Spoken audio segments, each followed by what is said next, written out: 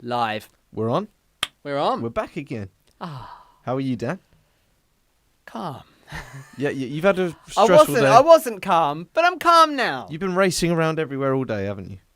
I got abandoned today on a roadside. Isn't that fun? Oh, that's very unfortunate. Hey, at least it was a nice day. The weather was great. The weather has been if the weather great. was not great, I would not only be tired and stressed, but I'd also be incredibly miserable. It's quite deceiving out there because it looks great, but it is still quite cold. You always say it's cold. Maybe I should start wearing jackets and coats a bit more, but when it's going in this direction... Or jackets and coats appropriate to the weather, maybe. Yeah, unless people make you walk in the rain, like... Well, the coat you normally wear in the rain is the coat you should be wearing now. Yeah. Just saying. Yeah, when it's dry. But this isn't a fashion review, Tommy. And this isn't a because weather I would review rip either. You to shreds. It's not a weather review. No. If it was a weather review, it's like the most British thing ever. On the We are internet. here to talk about movies, aren't we? We're absolutely here to talk about movies, but not just any movies, of course. Because This month. Massive March is over. Now, for me, I was a little disappointed that the only films you could find were superhero movies from the MCU. I was a little bit... I thought last month got a little bit too biased, so I'm glad it's over. Yeah, you're happy to not talk about any more superhero movies. Very happy. So, with that in mind, Dan, what we're talking about today is...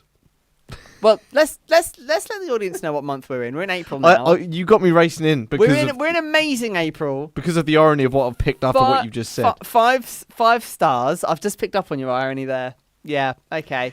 But this one, I'm willing to make an exception for, and it's now your job to explain all. Dan literally just said, all Tommy talked about was... I did say that. Was superhero movies. So negative last month. Oh, non-stop superhero movies. I'm glad for a change. No. So what am I doing to kick off this month, which is amazing April? So we're only talking about 5-star movies. Right from the get-go, you know what the rating is. They're all 5 stars, yeah? You're right. We are talking about The Incredibles from 2004. Now that, I can make an exception for. Really? Because the movie is... incredible. Pardon the pun. Yeah, it's more than that. It's perfect. I'd go as far to call it a perfect animated movie. It is a perfect animated movie. Disney may have the rights back to the Fantastic Four now, but little do they know that they already made the best Fantastic Four film they ever could back in 2004. I agree wholeheartedly with that statement. Yeah. Wholeheartedly with that statement. Having seen all the Fantastic Four movies, none of them are a patch on this movie, let me tell you. Director/animator Brad Bird, coming off of 1999's The Iron Giant, which is another film for a whole other review. And to come off that and come out with this as well. He went to Pixar and met with his old college friend John Lasseter, who directed Toy Story 1, 2 and A Bug's Life, but not A Bug's Life 2. But not A Bug's Life 2. And talked of his superhero family film concept. Lasseter was impressed with his friend's ideas, and thus the seed for the film was planted, really. It's a brave idea at that time. In that time, this was a brave move. Well, one of my first commending things I've got to say about the film is that first off, the animation for Pixar had taken an extra step forward, as this was the first Pixar film where the main characters were human in appearance. Yeah. When you really think about it. Very true. Because before that, all we'd had was toys, bugs, and fish. True. And monsters. Yes. But that's it. Well, technically, we had Andy and Andy's mum and Al. No, but they weren't the main characters. Therefore, they weren't utilized. Oh, I see. Yeah, properly. In the grand scheme, the actual main characters looked human in this one for the first time, and they really, really pulled it off. Good observation. The faces of Mr. Incredible, Syndrome, and Dash were inspired by Bird's own facial structure, which you can really notice when you see what Brad Bird looks like. I mean, you're going to have to Google it. I'm going to look this up. The characters are very smartly written, each for which I will briefly bullet point to explain. And this is such a great idea for why... Well, it's a reason, basically, why superheroes and family films... Superhero films and family films come together so well. It's fun seeing superheroes Not all the time. No? Not all the time. In my opinion, not all the time. Okay. But in this instance, yeah. No, but it's fun seeing... When it's done right. It's fun seeing super-powered families together. That's what I mean by that. And what I mean by that is there's a fun analogy to be had with this film. Oh. Mr. Incredible. Bird explained that in a family, the dad is always expected to be strong and protective, which is why he gave the dad super strength. Mm-hmm. Elastigirl.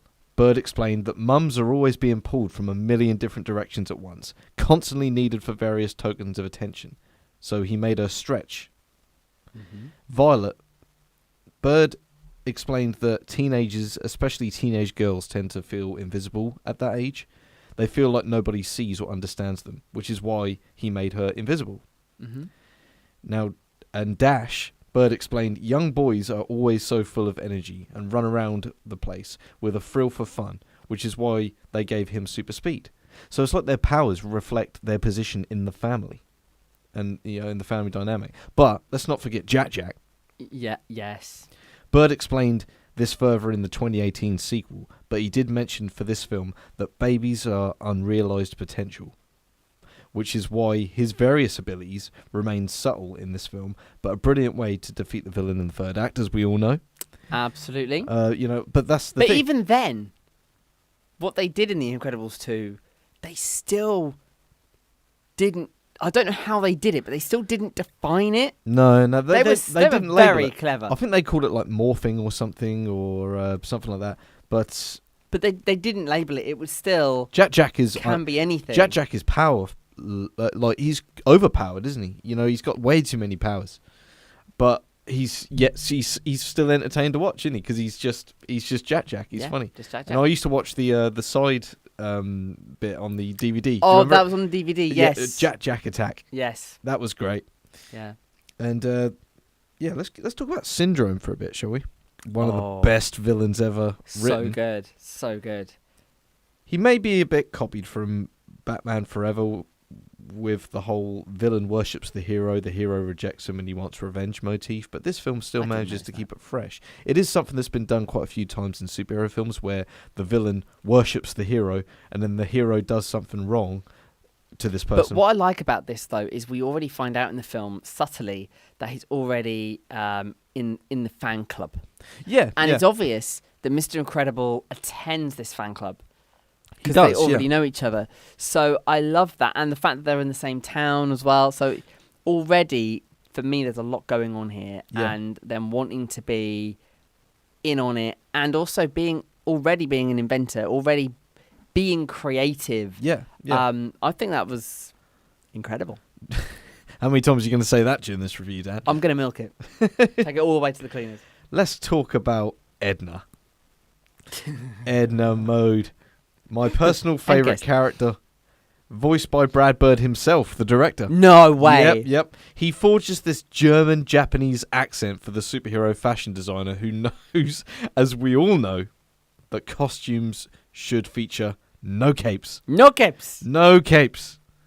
Hands down, Edna's my favourite character. Even in the second film, Edna is my favourite character. She just... In the second film, I love how she picks on something she said in the first. Yep. So obviously in the first, she goes... I enjoy our visits. Yeah. And in the second one, just how quickly I enjoy our visits. She just runs off. I love it in the first one as well when she's talking about Jack Jack's baby suit, and she says it's machine washable, darling. That's a new feature. And then Elastigirl goes, but Jack Jack doesn't have any powers. And then Edna goes, oh no, well you'll look fabulous anyway. Just that whole attitude that she has. Yeah, she's just how chilled she is. When she greets Mr. Incredible, my God, you've gotten fat. Come in, come. You know, she a lot of the time she says what the audience are thinking. Yeah, she's that character. She is that character, and I think it really needed it. It would be a very different film without her. Yep, very different. And I've very nearly spoken about all the characters. There's just one I haven't touched upon yet. Frozone. I was waiting for when you're going to get to him. With Frozone being the coolest hero in the film, no pun intended, or maybe it was intended, then you get Samuel L. Jackson to voice him. Of course you do. The "Where's my super suit" scene is iconic and still hilarious to this day. It's used everywhere. It's GIFs. I just see it all the time. The public is in danger. Matt Evening is in danger. You tell me why I saw this woman. You're like, I just love. I'm talking about the greater good. It's that bit that's memed a lot of the time. Yeah. Dear, oh dear. Bear with me. One of my phones is going off. What, we can't to commercial? Do we have a commercial? I don't think we have a commercial break, but It's fine. It's all good. All good in the hood. I took us off air for that. Sorry. Thank you. That's fine. We just had Scooby-Doo with Please Stand By. Oh, That's okay. all I've got. Oh, good. That's the only emergency card I have. Sorry about that, folks. So Michael Giacchino's score invokes a lot of similarity to those spy thrillers of the 1960s, especially Connery's Bond films and other films of that era, and in a way dates the film, yet makes it feel timeless. A bit like Back to the Future. Okay. In that, the film is set, it feels like a 50s or 60s kind of setting in The Incredibles almost, I feel like, the black and white TVs and everything and all that. Yes. I feel like that's just that gives it so much gravitas, You did. Well, that actually, that and the blue suits shows the time when... It's almost like... Before the kids' generation. It feels like a film that's set in the 60s, but is trying to be futuristic. It's like... In the 60s, that's what people thought the future was going to look like. But they did it so well, though. Yeah. They did it so well. And obviously in the new one, they acknowledged the modern era. Yeah. And they still managed to... I can't fault either one of them, if I'm honest. But I do love the music in it because obviously it adds so much depth to the world that they're creating. It's a very deep film. It's very good. So to close, Dan, this film put Brad Bird on the map as a go-to director with a vision. And he went on to do some other big box office hits such as Ratatouille. Ah, love Ratatouille. And Mission Impossible Ghost Protocol, which I haven't seen, but I've heard it was quite successful. Fair. The slight realization that the children in the film express no remorse for causing the deaths of many of Syndrome's henchmen in the second act is a bit disturbing. But considering the henchmen would have killed them, and it's a family movie, I'll let it slide. A perfect family film, which is suitable for all ages, with some great characters, enthralling music, and interesting themes about growing up, family, and what makes people special.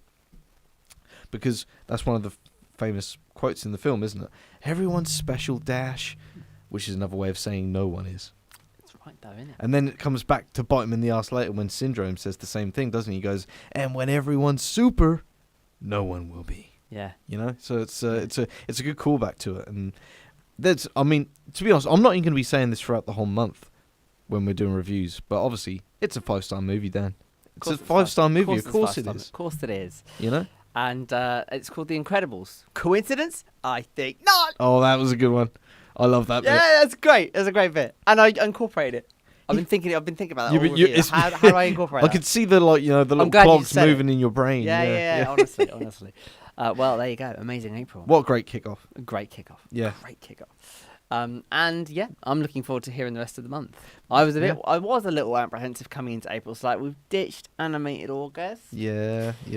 Sorry, animated April. We've moved it to August. We've moved it to August now. It's not so bad. Yeah. Actually, it'll come around. The fact you've started with an animation, I like that. Yeah. More animations, I thought please. I figured you'd been through a difficult month previously with my other reviews about superheroes and all that. So the least I could do is talk about a superhero film, but one that I know you like. There you go. So I got you good.